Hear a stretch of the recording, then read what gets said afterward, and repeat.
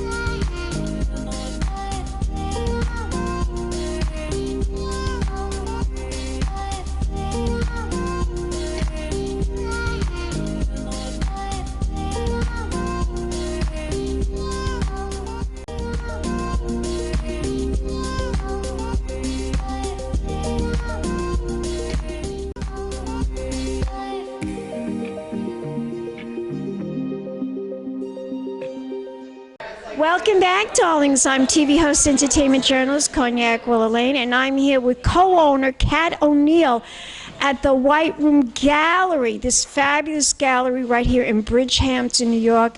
It's one of the most exciting galleries in the Hamptons, and Kat's going to tell us why she decided to co-own this gallery with Andrea. Explain to my audience how long this has been around, the White Room Gallery. Since 2015. Yes. Andrea started with a couple other people, and then I came in 2 years later. So I've been with the gallery since 2017, as I started as an artist first. And then there was some, change up, and then, Andrea and I really hit it off, so we sort of partnered together, and it really has been great since. How long have you loved art? All my life. Since you were a little kid? Yeah, I started as a writer. So I did dramatic arts, I did playwriting and so forth in New York City. But I've always loved photography, so I kind of combined the two. And then obviously this gallery really is known more for the photography, I noticed. I noticed that there is a lot of artwork, but there is a lot of photography in this. It's interesting, we do all mediums. But this summer we actually have featured a lot of photographers. So we're doing, Marcus Klinko was first. Russell Young is also a painter, photographer, and then we're doing Greg Lotus, another photographer, fashion icon. But then we also have Nelson de la Nuez, who's going to be mixed media and painting and so forth. So we try to have an eclectic group. We don't really just, we don't want to exclude photography. No. Sometimes it seems like a lot of galleries do, because the price point maybe isn't as much, but we try to include all mediums. Now, this exhibit is very, very special. Explain to my audience about this exhibit that we're seeing here today. Well, it's called Forever Young, and it's featuring Russell Young's work.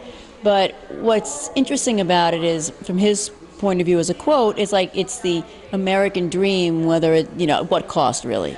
And most of these icons featured here have achieved the dream, but, many died young for different reasons. Many had very tragic lives. Yeah, tragedy. Like James Dean. Yeah, and Marilyn Monroe. Mm-hmm. Yes. All tragic stars that we love. Right. Jim Morrison. I went to his grave. I was his grave in Paris. Wow, I've never been there. Oh my God! Yeah. People think he's still alive, but I don't know. No, not Elvis. Jim Morrison. They think he's still alive. Really? I never heard that. Somehow, in some form. Yeah.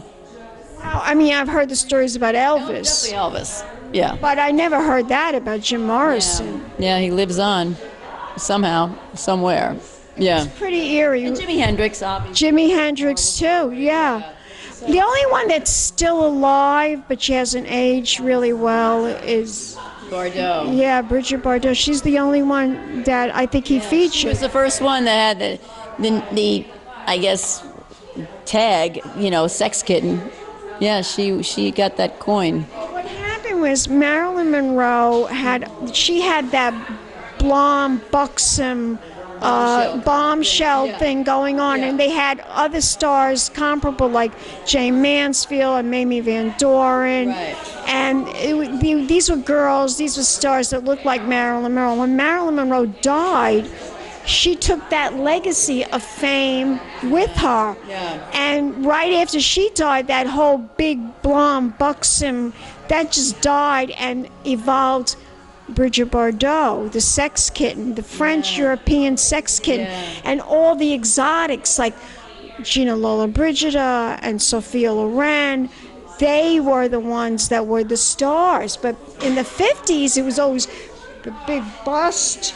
But Sophia Loren, I thought she was after Marilyn, because I kind of thought they were. But Sophia Loren got famous after Marilyn was out of the picture, right? After she was out of the picture. And then Brigitte Bardot, because they were all that European, what was in vogue at that time, all the European stars. Yeah. And like Mamie Van Doren, she's the only one that's still alive. She's still alive. Her career kind of dwindled away too, because that was what they wanted. They wanted that. You know, I met Eli Wallach. I interviewed Eli Wallach. Oh, really? Yeah. I interviewed him at the Bay Street Theater. And I said to Eli, I said, you were in a movie, The Misfits, with Marilyn Monroe. Right. Yes. Yeah, and I said to him, was she as blonde and as buxom like me? Yeah. And you know what he said? Listen to what he said. She was all that, and you are too. Oh, nice. Excellent. And it's so true.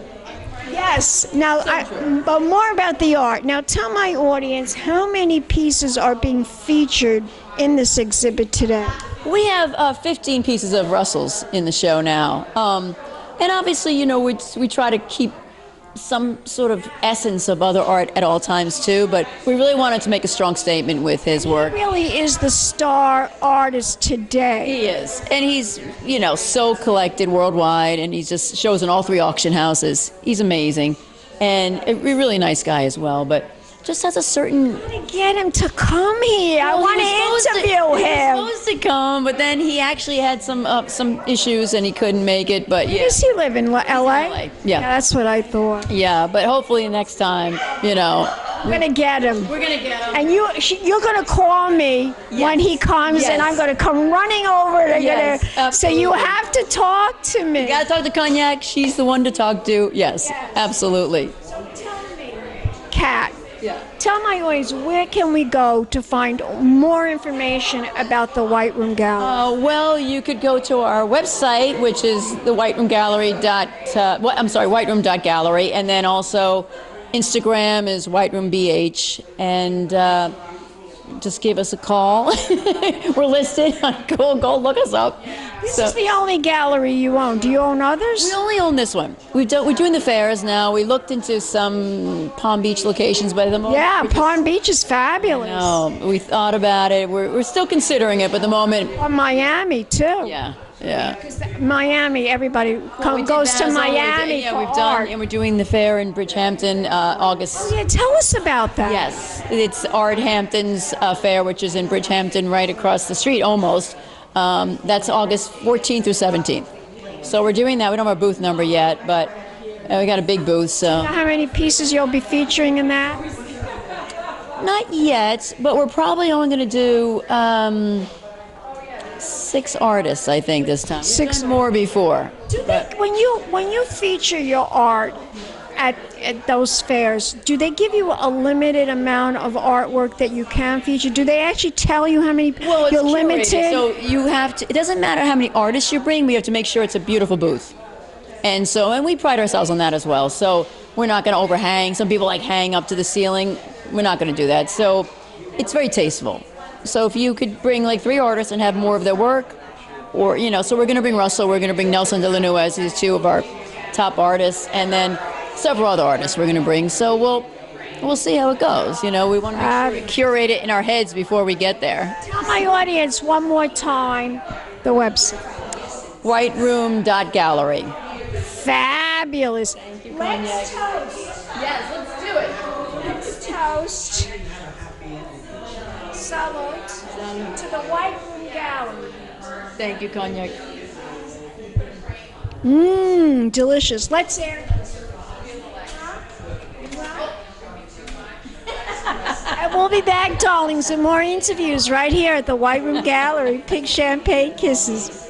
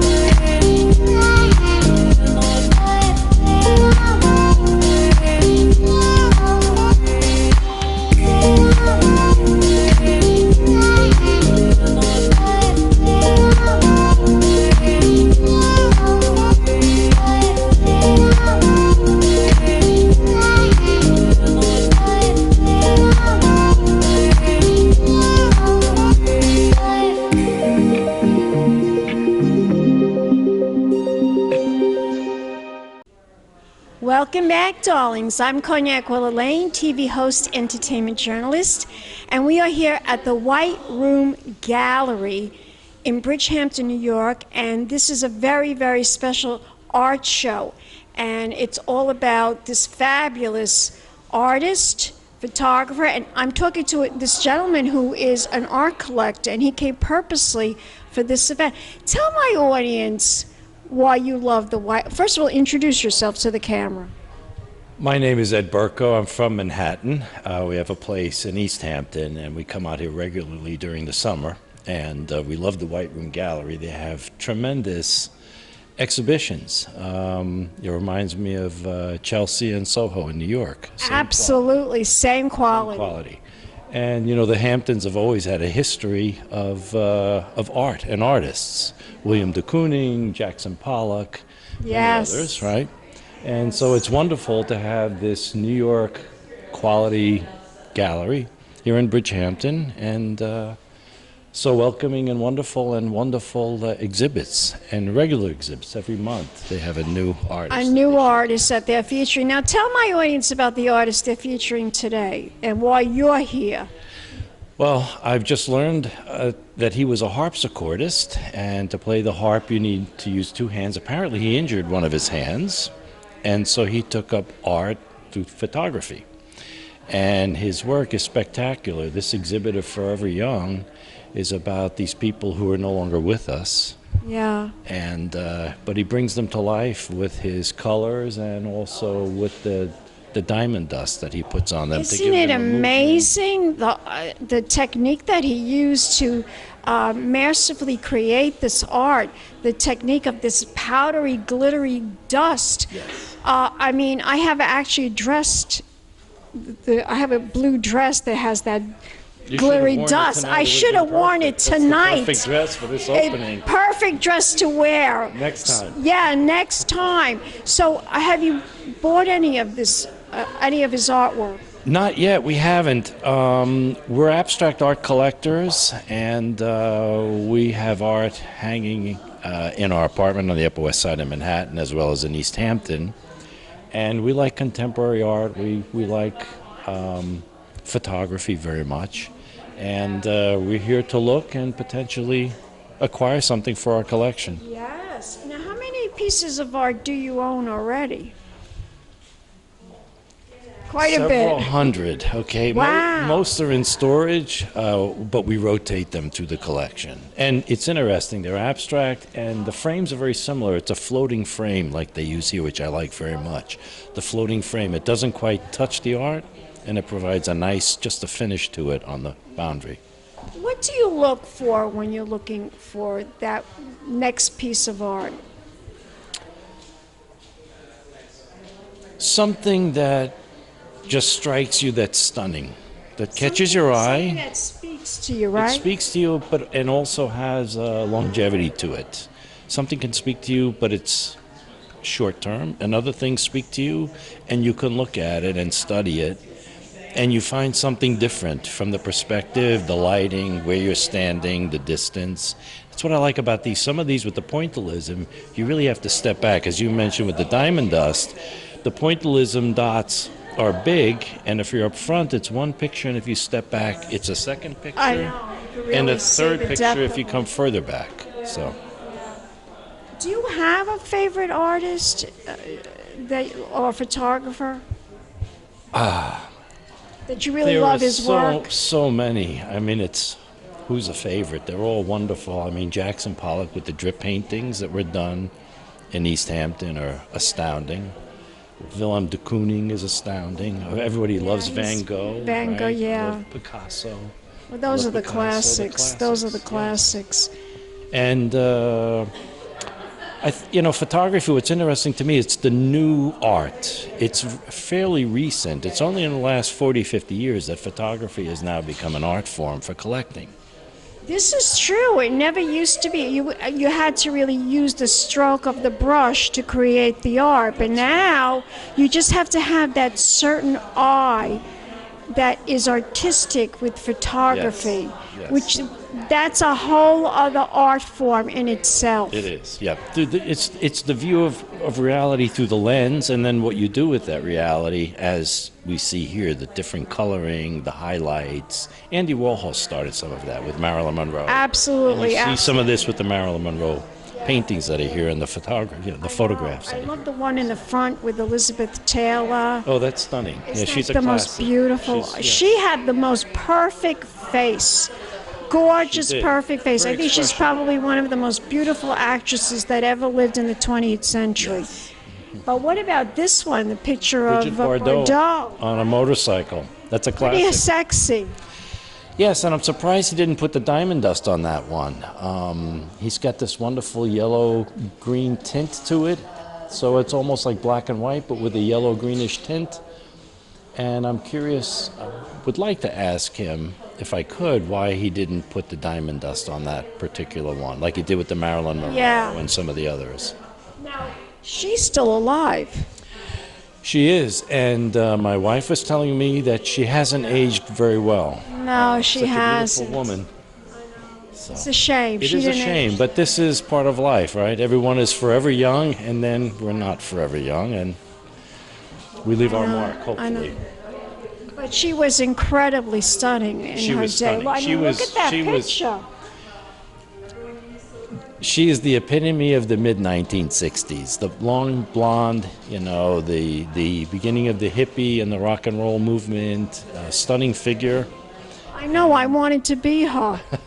I aspired to be like Bridget Bardot and Marilyn Monroe. If you listen to my song in my intro, the song goes, Cognac's Corner, Bridget Bardot, Marilyn Monroe. When you listen, sounds very interesting. you'll hear I'm it. gonna You'll look for that. hear it. Yes, yes. So it was a wonderful to talk to you. I mean, there's a lot of art here today. There is. And they rotate, but they also keep some pieces from the prior exhibits, which is nice. So you can come back and see it a second time. And If it's still around. If it's still around, if it hasn't been sold, I know they sold several pieces already from the last exhibit, but they're very welcoming and they're willing to, get something out of the basement or storage and show it to you if you want to see it again. And they have sort of a back room which they let some of the collectors view, which is nice. So. Okay, so tell me, what do you do for a living? Are you a... I'm in finance. I work you're in finance. Okay, my husband knows a lot about money too. Okay, good for him. He works for a company. He's a credit analyst. Okay, yes, okay, good. Checks out your credit, make Yes, sure it's okay. perfect so you could get that loan. You Very understand? important job. Yeah, it's a very That's the important assets job. of the banks and the asset companies. So Yeah, if do you have a Facebook? Are you on social media? I don't. I keep a very low profile. My wife and I barely have an email account, so we just try to keep a low profile. Does she and- tell you what you should buy when she does. comes? She does. She has. She loves art. She's gone to museums and galleries all over the world. I'm going to talk to her next. Okay. Okay. Okay. Well, I want to thank you very much for My taking the pleasure. time to Thank you. talk It's to our us here pleasure. at the White Room Gallery. Yes. Let's air kiss, darling. Mwah. Mwah. The French. And we'll be back in a moment with more interviews right here at the White Room Gallery, darlings. Big champagne kisses.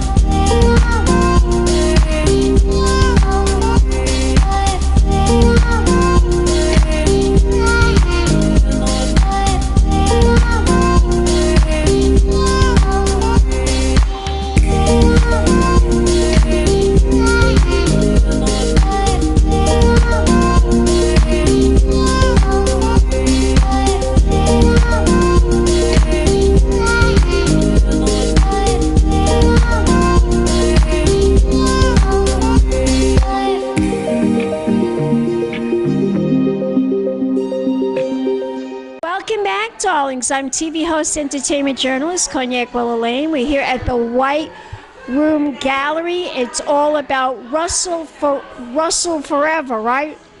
Young forever. Young forever. Now, I'm here with this beautiful woman who is also an artist. She's a collector. Introduce yourself to the camera. Hello, everyone. My name is Michelle Bell. I am an intuitive alchemist, but also this is my jewelry design. Gorgeous. 11, story of 11, yeah. So it's all made with like pure like intention and just and this gallery that I came to tonight, it was so relatable because it's like about the energy beyond the visual aesthetics of this gorgeous artwork. And Stunning, isn't it? it is. It's breathtaking. So it goes, for me, it's relatable on an energy level, deep, and the philosophy of hope and the resonation of like beyond the visual. Any photo here, painting photo that really strikes a chord to you? That when you're looking at it, you're like, wow, this is amazing. Marilyn Monroe. Really, the Marilyn Monroe photo? Because I understand her energy. I understand the depth of her trauma within. You know, I understand it all. So I connect with that piece of work. It's just gorgeous. She was so frustrated because she had this talent. She was not just beautiful, but she was also very talented and very funny.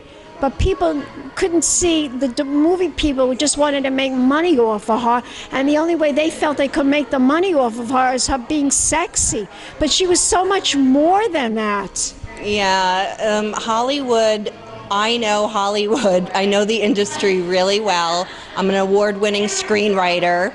I did an adaptation on my first book, A Son's Gift, and I'm kind of familiar right now with the industry of Hollywood, and I kind of like understand it.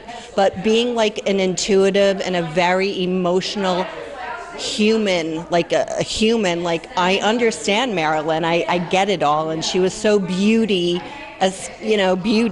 but really, here's the beauty. It's right here. That's what came out on the screen. Oh, it did? When you see somebody that's that beautiful, it's not just physical beauty. The beauty from within comes out. It certainly does, and it wasn't even about method acting. It was real beauty from within, and that's what's missing today, that people don't really see the beauty beyond beyond the veil, but beyond the human garb that we wear. There's so much beauty right here. You know, she was in a movie, I'm sure you've seen all her movies, but there was one movie that she was in with Richard Widmark, Don't Bother to Knock. Did you ever see that movie? I don't think I have. Okay, you have to get this movie. Out of all the movies that she's ever done, her acting in this movie was beyond. Everybody says when she made that movie, what was that movie she did? It was with the cowboy, I forget now, but the one that she did in this one, Don't Bother to Knock, she played a crazed babysitter. She was mentally ill, but she was so on key. Her acting was so amazing. And they never say anything about this movie, but she was so amazing in this movie. Richard Widmark, Don't Bother to Knock. Get the movie. No, I'm going to get the movie. I'm going to watch it, but I'm like listening to you, and I she acted like she was crazy in the movie. She was like a killer, but she was so good in this movie. Yeah. Don't Bother to Knock. And I'm telling you, I've seen all her movies. I'm a Marilyn Monroe fan as well.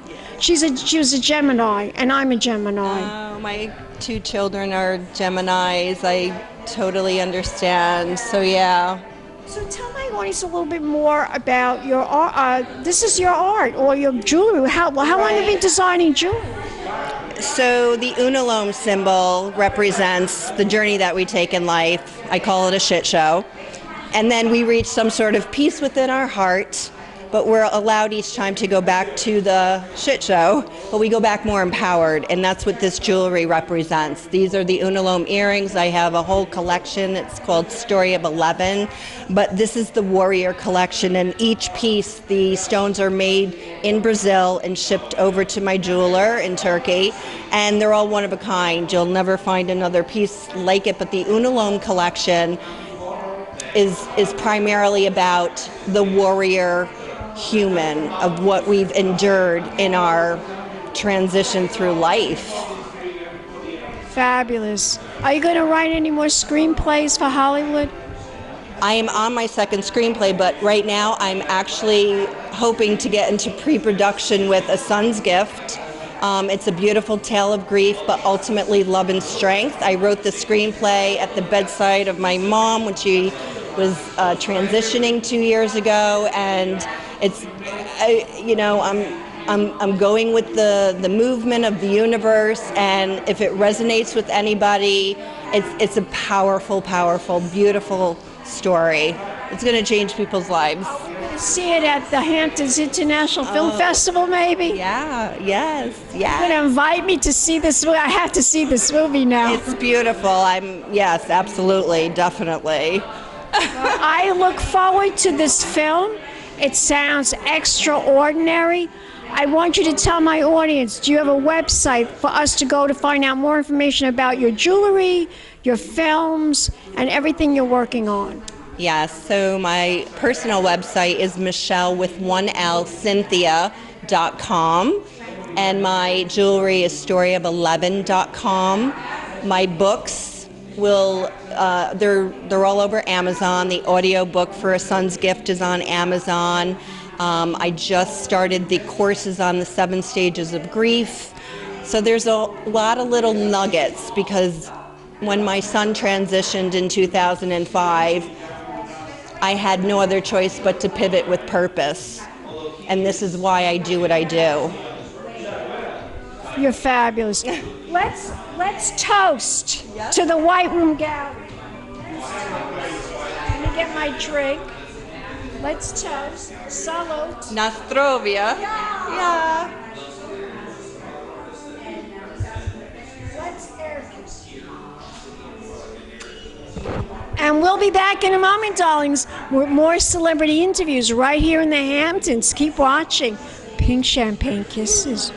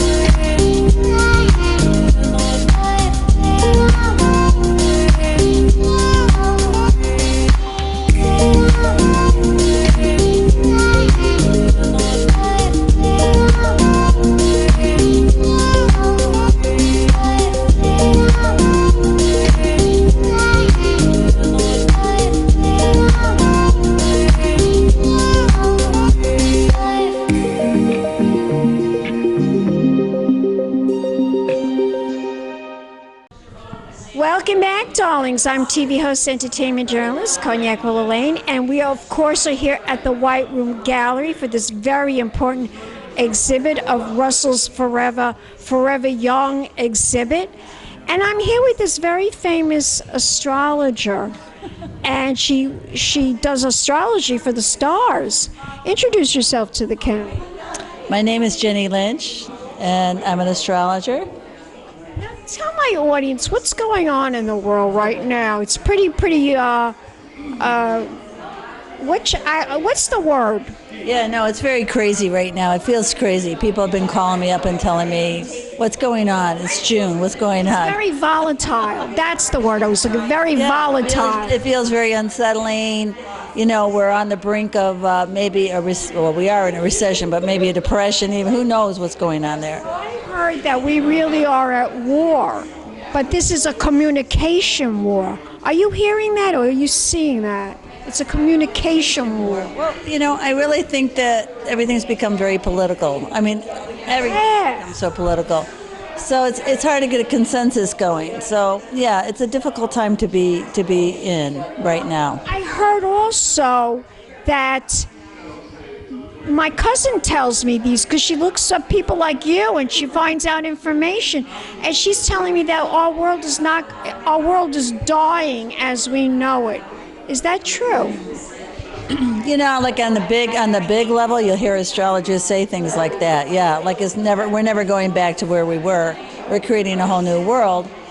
But if you look at like yesterday, there were 2 major glaciers in Antarctica. I mean, the melting was so devastating. They haven't seen something like that in 5,500 years. I mean, every time you look, because when we grew up, we could get like international news for 15 minutes a night. Now we're bombarded all day long about what's happening all over the world. So it seems like it's a constant crisis right now. There's so many fires to put out all over the place. So the idea is that you have to be happy. How are you going to make it? And that's what I was telling my clients today, and over the week they're calling me up and flipping out, and I said, well, okay, so they're worried about what they invested their money in too. Yeah, everybody's worried that they can't have what they want right now.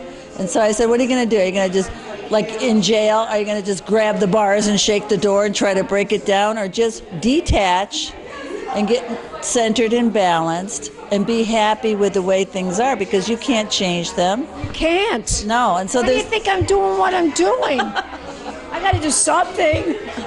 I love it. No, but I mean, so it's almost like a metaphysical challenge, a spiritual challenge, because like who gets what they want anymore? You know, the minute they get it, they don't want it anymore. You know, we see this. I just saw a kid on TikTok, 1.7 million followers. You know, suddenly he's dead today. Maybe it's suicide. But I mean, like, it's so tedious. Everything's so fleeting. So I think that we go back to the basics. You know, like in the I Ching, or you know, a spiritual basis where our job is to be happy. Our job is not to fix the world. I mean, if we can do that, that's great. But number one, each and every one of us has to be happy and balanced. Then we help support the good of everybody around us, right? Well, just what you're saying is positive, and that's what we all need, positive energy to put out there so that positive energy will stick. And that's what's going to make our world better. If we all exhume this positivity instead of negativity, yes, that's what helps too. Yes, you know, and you can go on social media and you can see like an incredible fish doing amazing things, or I mean, like you can get inspiration from all over the place. And so I think it's really everybody's job is to try to find a way to maintain your balance and happiness right now. These are hard times. I get hit by waves of planets. They flip me out a little bit, and then I sit down and I talk myself back into my happy place, and then I go about my business. What sign are you? I'm a Leo. Oh, we get along, Gemini. Oh, I'm part Gemini. Are you really? Is that your rising sign? Yeah. So I'll just say that, you know, we have had a lot of trouble. In fact, I was on a panel just before COVID where we predicted that something was going to happen. We predicted the day, the location. We had no idea what we were going into. We just knew it was going to be a disaster. And from that point on, that was the Saturn-Pluto conjunction in Capricorn. And now the world has changed because of that. But we're going to have Pluto go into Aquarius, which will be really interesting. What does that mean? Well, I'll tell you, Pluto and Capricorn, really interesting. Capricorns are really good at structuring things, right? They're very organized. Yes. And so when Pluto went into Capricorn, the first thing that happened is we had the collapse in 2008, right around the same time. And then, so everybody, since that time, everybody's like Facebook and Google and everything, they've really organized the data, like who's who, even with the facial recognition and stuff. So, and you can find anything you want on the internet like that right now. It's really easy, right, compared to when I grew up, before the internet. Yes. Yes. So I think during the time that Pluto has been in Capricorn, Pluto rules government, corporations, and we know that the government really gave the corporations a lot of breaks. Corporations made all the money and didn't have to pay much of the taxes like a person, right? So corporations became empowered, and banks became empowered. They got the, what do they call that? Do you think that the corporations somehow are also controlling the government? Yes. The governments. Yeah, we've become an oligarchy. So they say, even Jimmy Carter says that, I don't make it up. So anyway, the point is, as we go into Aquarius, Aquarius is the people sign. It's the friendship sign. So it rules the people. So I'm hoping during this next couple of years when we start, it actually happens next year in February, then it goes back into Capricorn, then it comes back into Aquarius again. But at that point, the people themselves may have more power than the corporations as we start to I hope you're right about that. Yeah, and I hope that we get some benefits from the government, such as maybe forgiving student loans, maybe. My astrologer told me when I was 20 years old, he said, you know, one day we're all going to work from home remotely. And I said, how is that going to happen? And so, like, I call him, I still talk to him every day.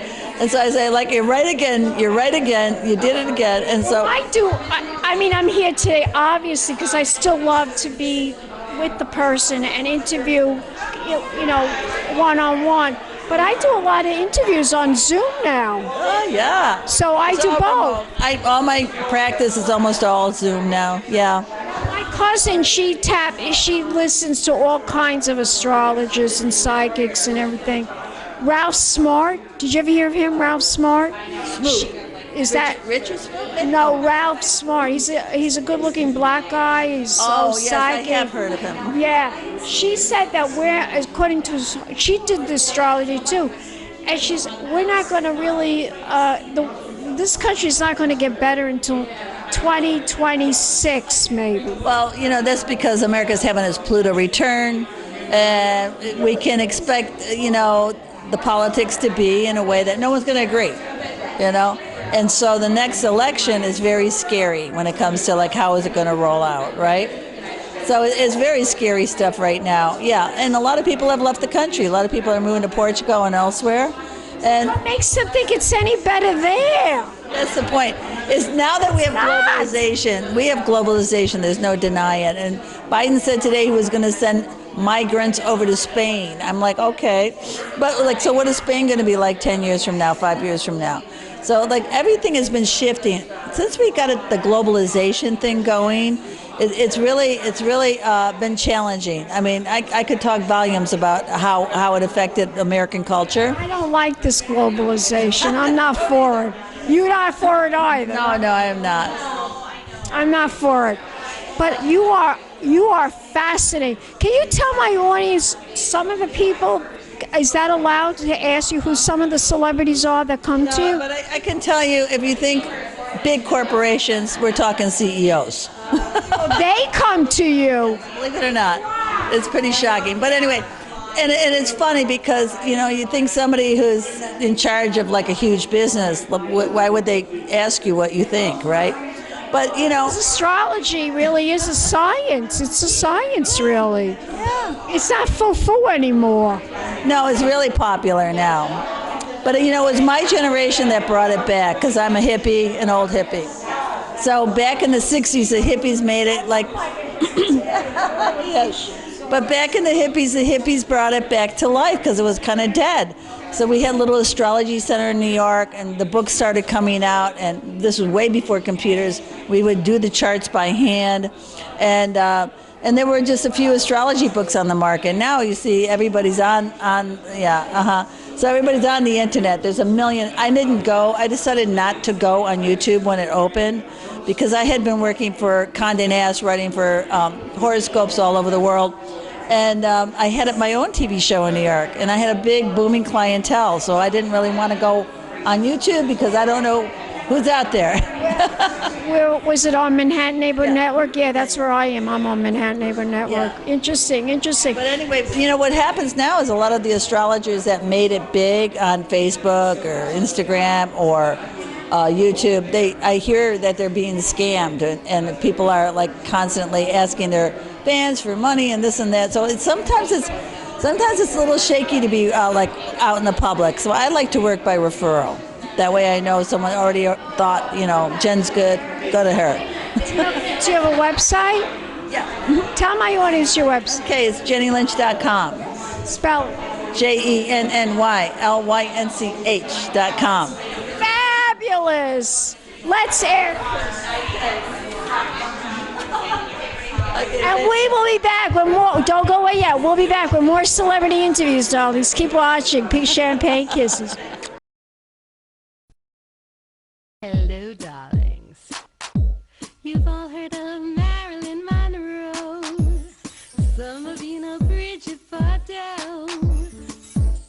Well, now it's time for the Cognac show. I said Cognac, ooh, ooh. I said Cognac, ooh, ooh, ooh.